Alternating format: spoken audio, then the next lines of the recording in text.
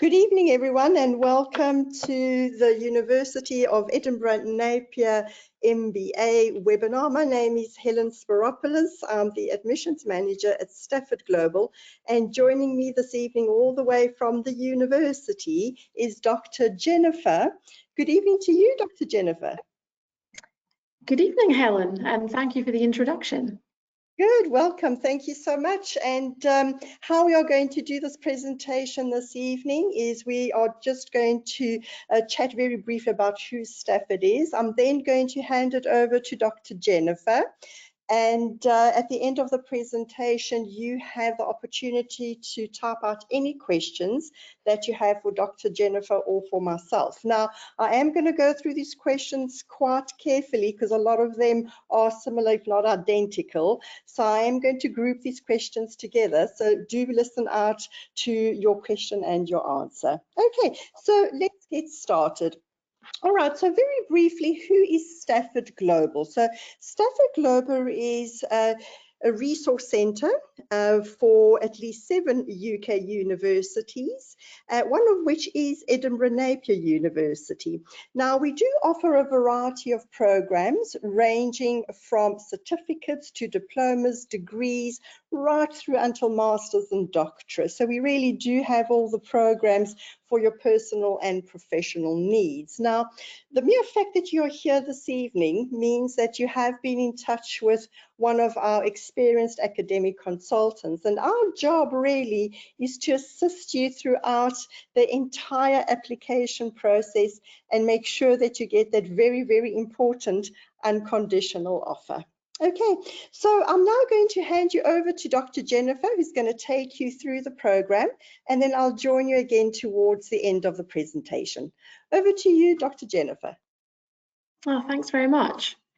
And so as Helen has just described, I'm the program leader for the Edinburgh Napier MBA. I've been working at Edinburgh Napier for quite a long time, since 2010 actually. I'm an associate professor here.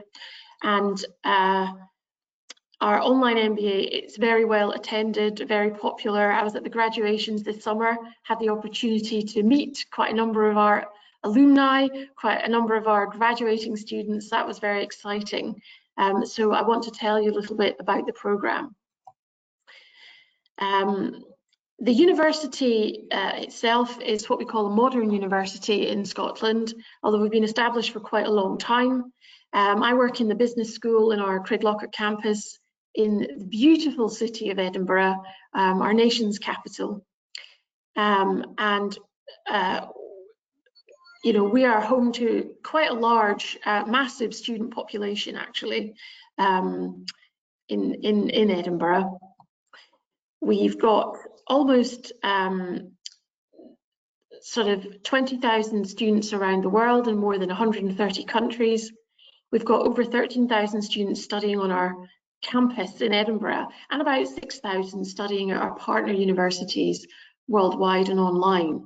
So you can see that there's quite a large international student body that you would be a part of if you decided to join the MBA here. This is just a few details, accolades, I suppose, statistics about the university. We've got excellent graduate employability outcomes statistics, although most of the people studying the MBA are already in work. And the students I speak to tell me that they're doing the MBA to aid their existing careers, perhaps get a promotion or to move into a new area, gain a new area of expertise. We're what's called an AACSB accredited university, which is quite a prestigious accreditation. And we've won a number of awards for HR excellence, etc. But I want to get on to the interesting stuff that you want to know about, which is to do with the actual programme itself.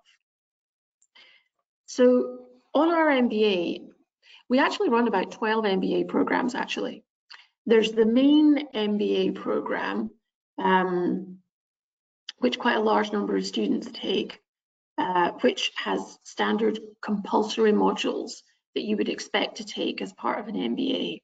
So you're going to have modules on strategy, leadership, marketing, economics and finance, and data analysis, quite importantly. Those are your sort of compulsory projects, along with the MBA project at the end. And then there are two what we call specialization modules that you would take. And on the standard MBA, that's to do with managing innovation and looking at contemporary issues in strategic management. But we also run a number of different MBA routes and specialisms, depending on what area you work in and what you want to specialize in. So let me show you what those specialist routes are, and then I'll come back to how many credits you get for each module. So one of our most popular MBA routes is the MBA banking and the MBA finance routes, because we have quite a lot of students who work in banking and finance. In September, we're running and launching an MBA business analytics route, because we've had a lot of interest in more advanced analytics in the workplace. We also run an engineering management, an entrepreneurship, events management, health management, HRM, tourism,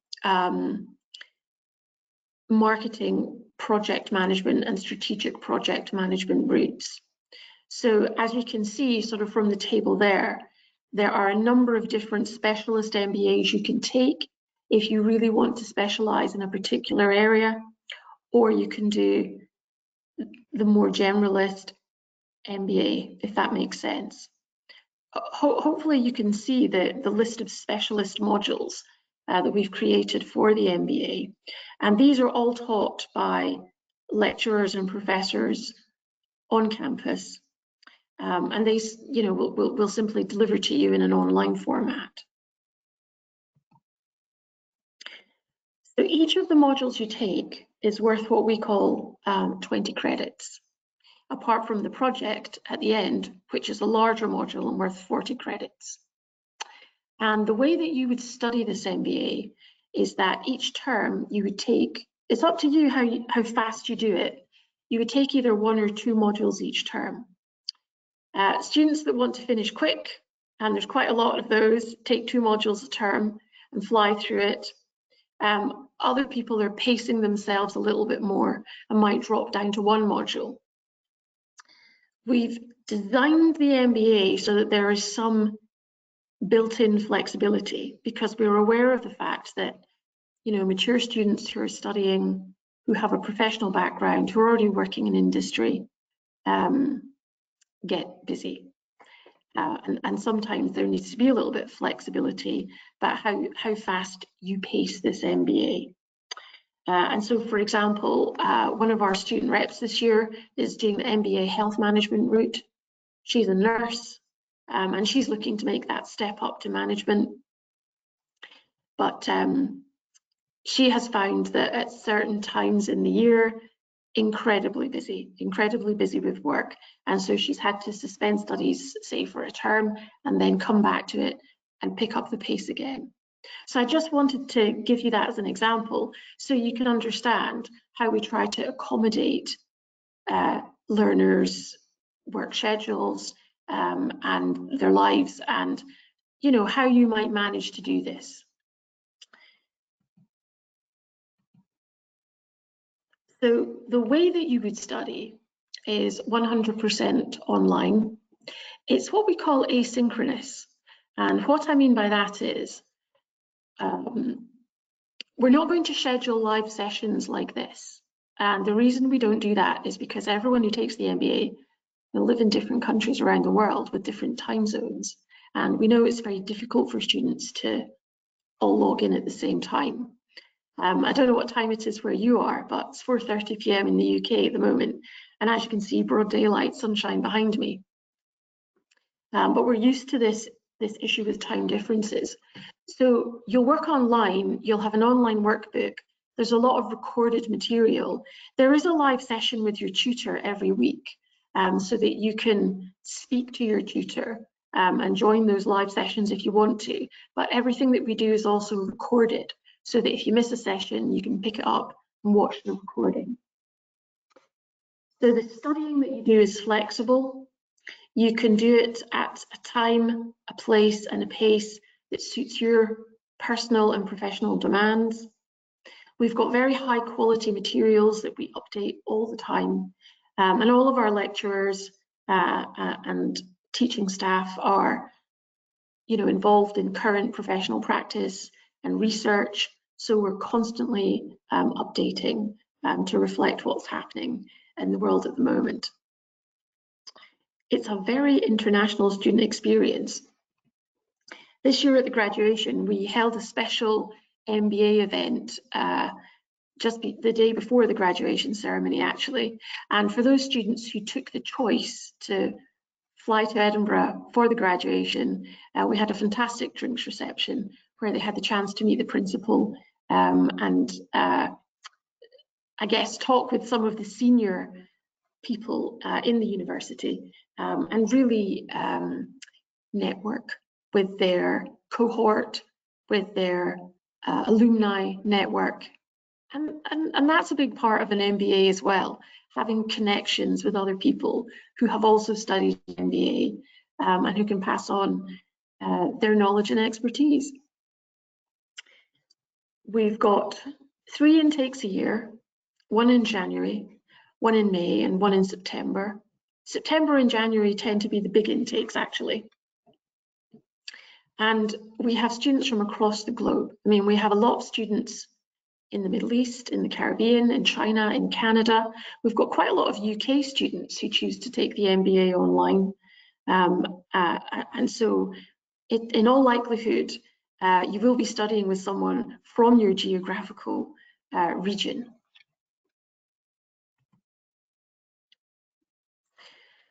The way that you are assessed, I think a lot of students are interested in that, and that is quite important.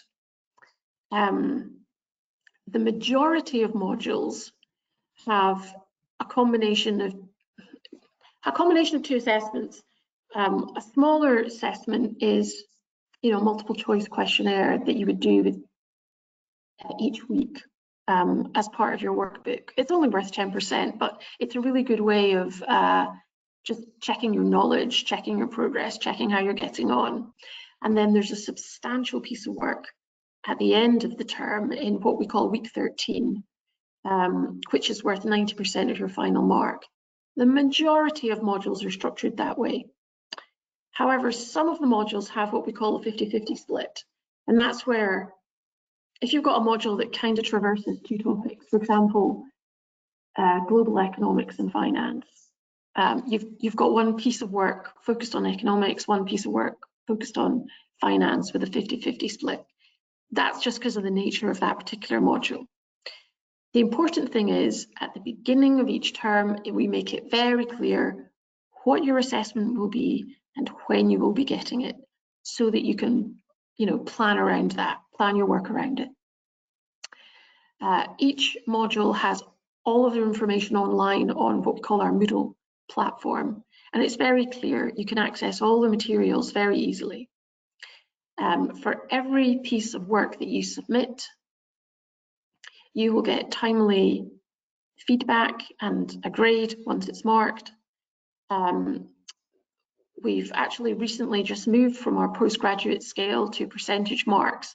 So you'll be getting all of your marks in percentages, very easy to understand how you're doing. So the pass mark is 50%, for example. To get a merit, you're looking at above 70%. We also have a system in place for resits for anyone who perhaps hasn't studied for a while, submits a piece of work, doesn't quite manage to pass. You'll be offered what's called a resit opportunity. So we want students to do well. We do everything we can to encourage, to help with studying, to answer your questions. And our goal is, we want everyone to graduate with their MBA. So we're here to support. We're on your side in the learning process, as it were. All of the assessments are done online and as described in the approved module descriptors. Our MBAs go through a very rigorous review process, if you like, and we've just had our 5 years called our quinquennial review, which I ran at the end of last term. We get scrutinised by an external panel from another university, and within our, our own heads of quality and heads of teaching and learning. And so the MBA has recently had all of its quality processes reconfirmed, and we're very excited about launching the new MBA Business Analytics route. We'll give you plenty of advice on things like how to reference, how to structure essays or reports, or any other type of assessment. And there are always people available to answer your questions. So every student gets allocated what's known as a GOSA, a Global Online Student Advisor.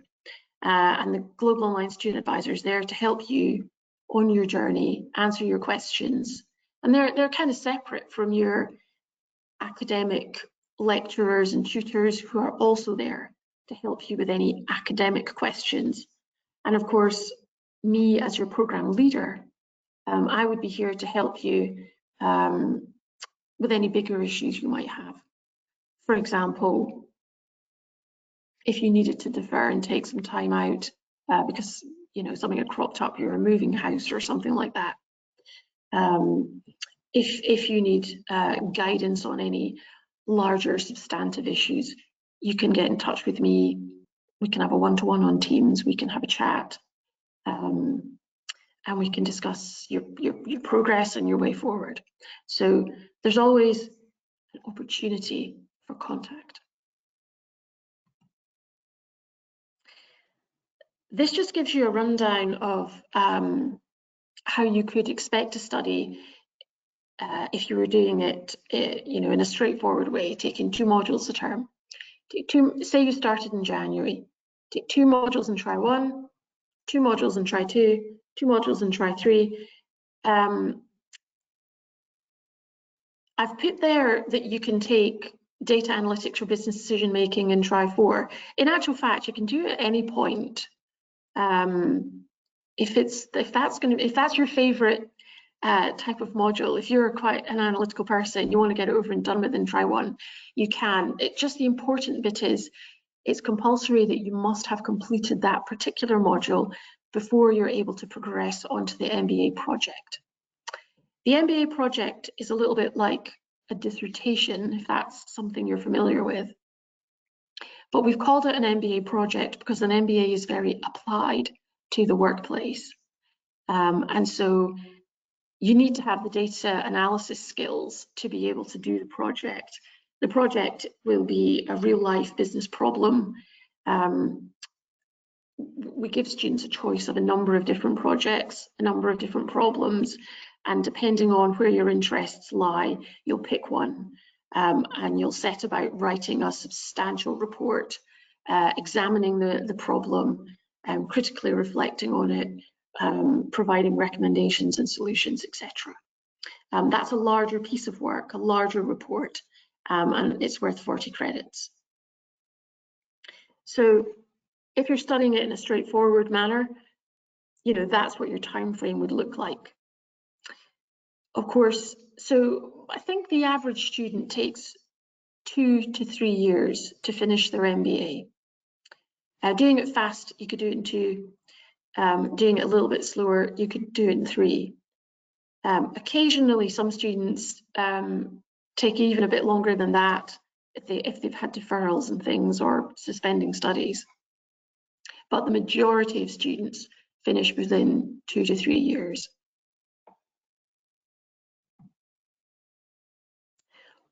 What are the entrance requirements for this MBA? Well, you need to hold an honours degree, ideally a 2.2 or above, and you need to have a minimum of 2 years relevant experience to join, because an MBA is a very specialist type of qualification. We are looking for people from the business community or who could use their work experience to speak to some of the business problems and items that you'll be discussing with your tutors. If your first language is not English, you need to provide some evidence that you're going to be able to study at an academic level in English. So any previous degree results in English or one of the English language tests would be ideal. But you can speak to the Stafford staff about the English requirements. They know what the IELTS scores are that you need for that. If you don't have an honours degree or the level of work experience, you may have some, you might have something else in your back pocket, if you like. We tend to find that we would consider all applications on an individual basis if there are some exceptional circumstances that you think would make you a suitable MBA candidate. So for example, if you only had 1 year's experience, but you had, a first-class honours, or you had an undergraduate degree that wasn't honours, but you had lots of work experience, so we do, we are a little bit flexible in considering the nuances, and we would consider each applicant as they came in. I guess one of the other things I wanted to mention is some students like to stack their qualifications. I don't know if you've come across that term before. I wonder if did I have it on any of the other slides, the stackability? Let me have a quick look if I missed that. No, I thought I did. Okay, doesn't matter. But what's important about that is that you can build up your credits, and some students exit at certain points and then come back onto the MBA. So for example, once you've got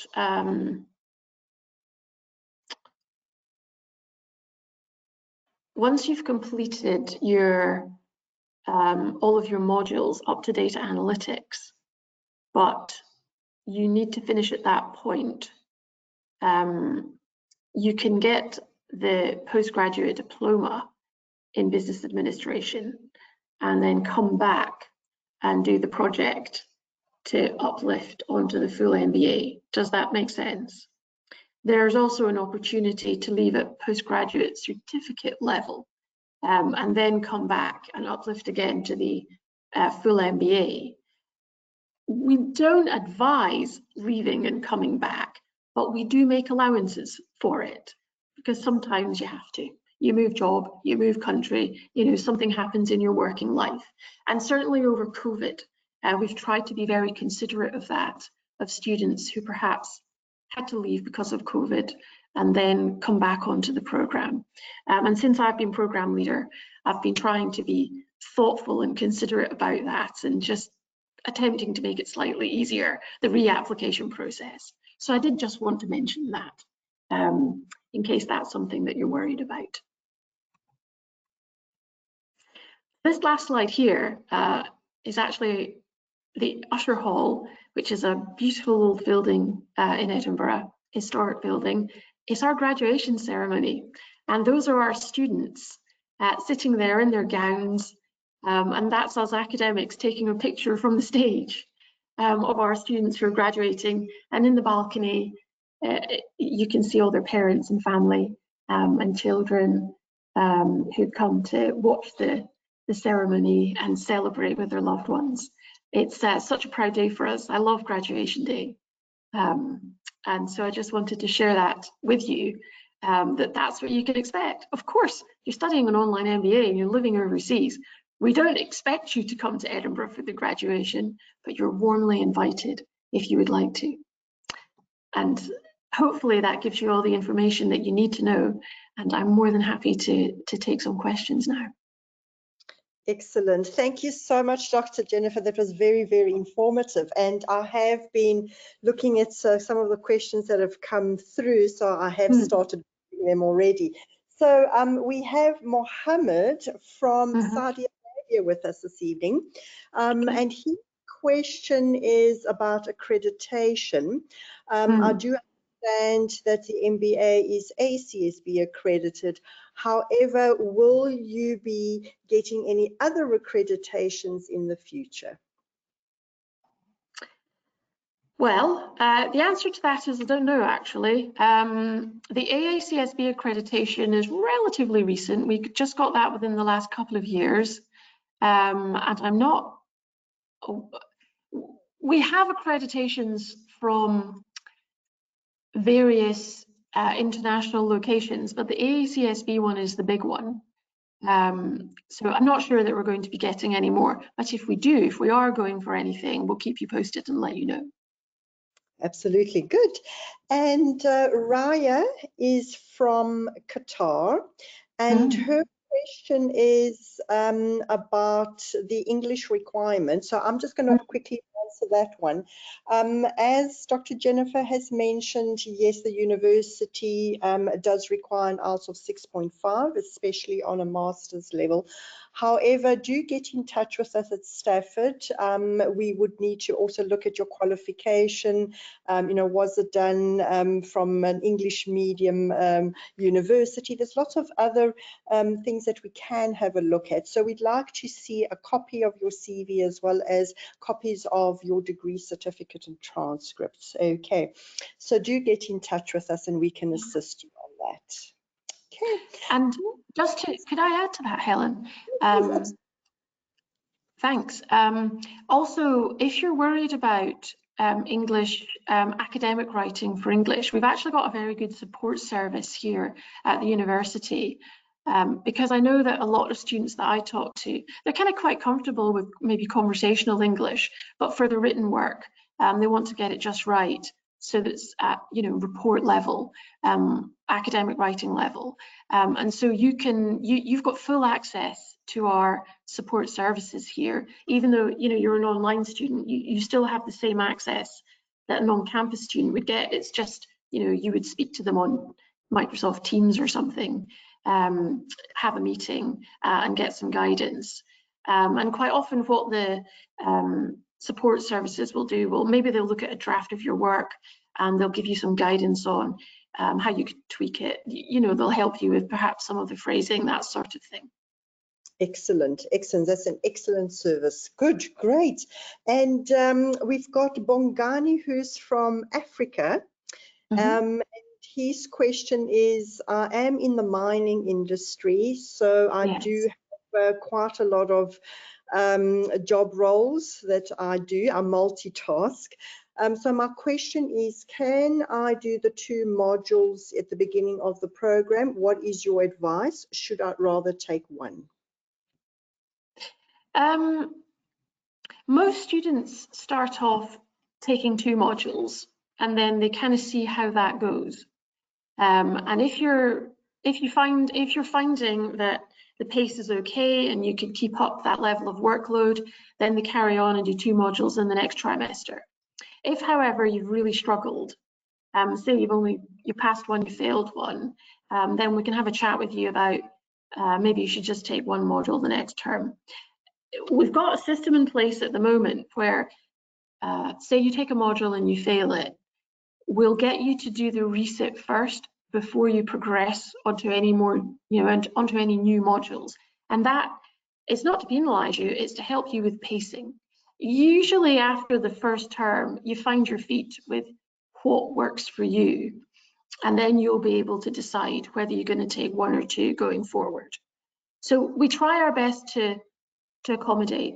What I would say to you is, if you start off and you take 2 modules and you find, oh no, I can't cope with the workload, speak to us. Just as long as you keep communication going, we can help. But most students find, you know, they can definitely manage 1, and you'll know yourself how much time you've got available to give to this as to whether or not you can manage 2. There's a lot of variety within the student body. Absolutely. And as Dr. Jennifer said, there is that flexibility, you know, so you don't have to panic too much if you say, oh, well, I've done 2 modules or I'm picking up 2 and I have to stick to that. You don't. You can actually change to 1 module in the subsequent trimester. So it has got that fantastic flexibility. Okay, good. And we have a question from Iman, which is quite an interesting one. What is the pass rate of this MBA? Well, it varies humongously, depending on which route you're on. I mean, the pass rates for students who submit are incredibly good, actually. We've got there's another statistic called progression rates. And because we've got this flexibility where students can defer or suspend studies if things get really busy, that makes that kind of bunches up the progression rate, if you like. But in any given year, we have a really large cohort of students graduating. And in fact, at the graduations this year, it was my program that was the busiest one. So I had a lot of students to talk to at graduations this year. Generally speaking, though, the pass rates are good. Students are leaving with the MBA qualification that they want, and the inbuilt flexibility to, leave at certificate level, come back later if something crops up in your life. The feedback we've received is that is helpful. Right, absolutely good. And we have a question from Karen, which I can see quite a few similar questions have come through. If I cannot attend the graduation, how do I get my degree certificate? You do what we call, you graduate in absentia. And that is, you just fill out a form online saying, I won't be able to attend the graduation, I'd like to graduate in absentia, and then we just do everything online for you. So you do get your degree certificate. You don't have to come and receive it. You don't get bopped on the head by the Chancellor and then get given a parchment. We can do it all online. Good, excellent. And we've got another question from Bashir, who is in the UAE.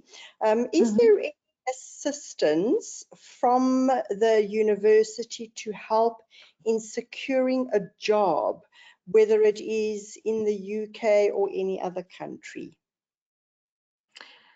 To some extent there is. We've got a career service, and the career service have a dedicated MBA employability person, within the career service. We kind of hold a series of talks. We hold alumni talks. We hold talks with industry experts.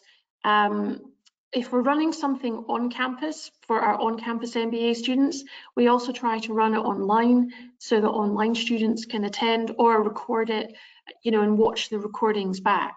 So traditionally, we've actually given quite a lot of support to MBA students because it's such a prestigious qualification.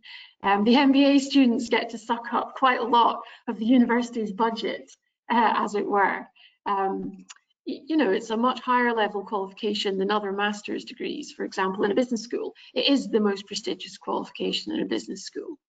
What we can't do, though, is we can't sponsor students on visas for jobs. You just have to apply through the usual channels and find out if an employer will sponsor you. Just to give you an idea, I don't know what you're 100% what exactly you might be looking for, but just to paint a realistic picture. And again, a question that has come from Iman is, can I do 2 specializations at the same time? Do you mean 2 specialized modules or 2 MBA route? Yeah, specialist routes. Because she says here, I do like the specializations that this MBA does provide. So can I do 2 specialist routes? It is this 2 specialist routes because she likes the different specializations. No, unfortunately not, because you've got to take all the compulsory modules that are a requirement to get an MBA, and then the 2 specialist modules you will take for your chosen route. Are the ones that you would do. So for example, you couldn't do the MBA banking and the MBA finance. Do you know what I mean? You'd have to pick either banking or finance, and you could take a look at the modules and think, well, what's most relevant to me in my job? What's best going to meet my career goals? And what do I want to learn? Yeah, Absolutely. Okay, good. And Bongani's asked a question again. Do you have an induction? And I believe the Stafford consultant has informed me that the platform is called Moodle. So do you have an induction that will obviously guide us on how to use it? Yes, we do. And our sort of global online team will give you quite a lot of support there with how to get into the system, how to navigate it. As your program leader, I mean, I run an induction session, but that's more of an introduction to the program. I do talk about Moodle in it and where to find things, but it's quite straightforward actually. Once you register for the program, once you get your IT access, the first thing that you'll get access to is email, your Napier student email, and the Moodle site that's got all your learning information on it. So you should be able to get a fair amount of help about how to navigate Moodle, but that's not something that students have reported to me that's not really been too problematic. An issue that's the most problematic issue that crops up with students is pacing and timing, and fitting everything in. That's the most common thing that comes up. Yeah, it's like the time management, trying to organize the time to actually dedicate to this. Absolutely. And I'm hoping I can pronounce your name. I think it's Mundasha, and I'm sorry if I have actually pronounced it incorrectly. So Mundasha's question is, I do not have a degree, but I do have quite a lot of years working experience. How can I apply? And yes, I think Dr. Jennifer did touch on that in her presentation, so I'm not too sure if you were here. But yes, I can basically just very briefly say you're welcome to send us your CV. So we will obviously have a look at it, and your personal academic consultant can actually guide you on how to apply. Dr. Jennifer and her team do take on students that do not have any formal qualification. And again, as she mentioned, it is on a case-to-case basis. So let us have a look at that degree. And you may have some professional qualifications that you have done. Submit these as well, because that's really quite important. Okay, I hope I answered that correctly and pronounced your name correctly as well. Okay, this is an interesting question that's come from Bongani. Is it possible to study the online program and then transfer my studies to the campus in the UK and do it, on campus? I think he's referring to full time. Yeah.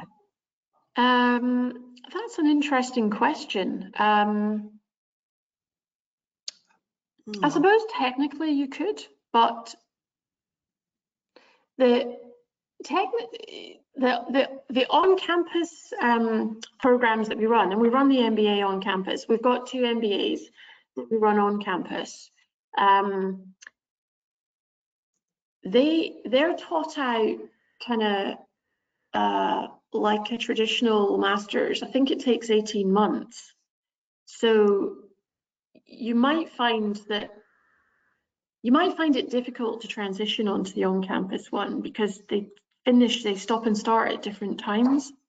But I could look into it and talk to you about it if that was something that you wanted to do. If you did think you had any interest in studying on campus though, I think you would have a better experience if you just applied to start on campus from the beginning, because then you would be in with your on-campus MBA cohort, and the timings would be all correct. I wouldn't want you to feel, out on a limb, the only one doing it this way. We don't commonly have online students transitioning onto the on-campus program. So have a think about what is most important to you, and probably try and decide to either do it online or do it on campus. That's probably the best way forward. Yeah, I agree very much so. Bogani, remember, because it is an online program, if you are thinking of, you know, immigrating to the UK or wanting to work or whatever the case may be, you can still continue your online studies whilst you are in the UK. That's the flexibility again, that because it is online, you can study anywhere in the world and any time. It's available to you 24/7. So as Dr. Jennifer said, there is things that you can really think about, but do get in touch with us, and we can obviously guide you and assist you in your decision, and give you, you know, some guidance on that. Okay, good. And I have a question from Lily. Lily has just joined us now. I do have a postgraduate diploma from a university in the United States. Will the university provide me with credits? Most likely, yes, actually. And I'm the person who considers the requests for credits. What I would need to do is I would need to see your postgrad diploma transcript, so I could look at which modules you'd taken, and then I would make a decision if they matched like for like. And if they do, then yeah, we award you. It's called an exemption. So I actually just had an applicant today who has a postgrad diploma from another Scottish uni, actually, who I just gave an exemption.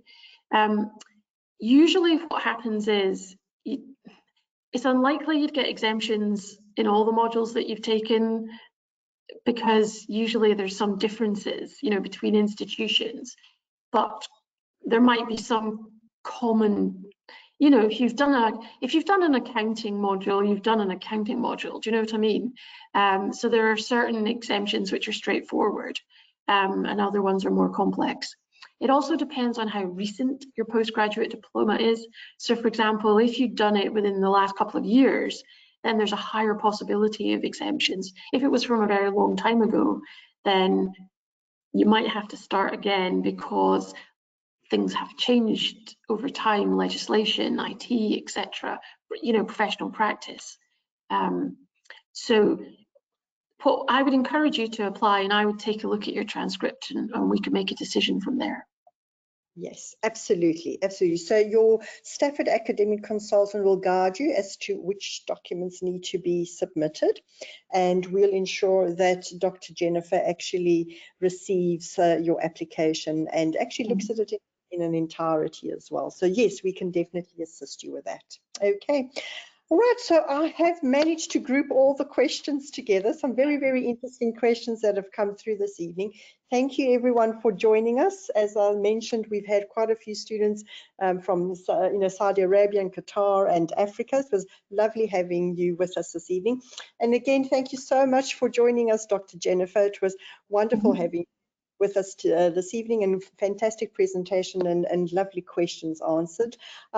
So we are currently accepting applications for the September intake. The intake does start on the 8th of September. So do get your applications in as quickly as possible so that we can get that very, very important unconditional offer for you and join Dr. Jennifer and her team in the September intake. Okay, thank you everyone for joining me, and a good evening to everyone. Thank you very much. Goodbye.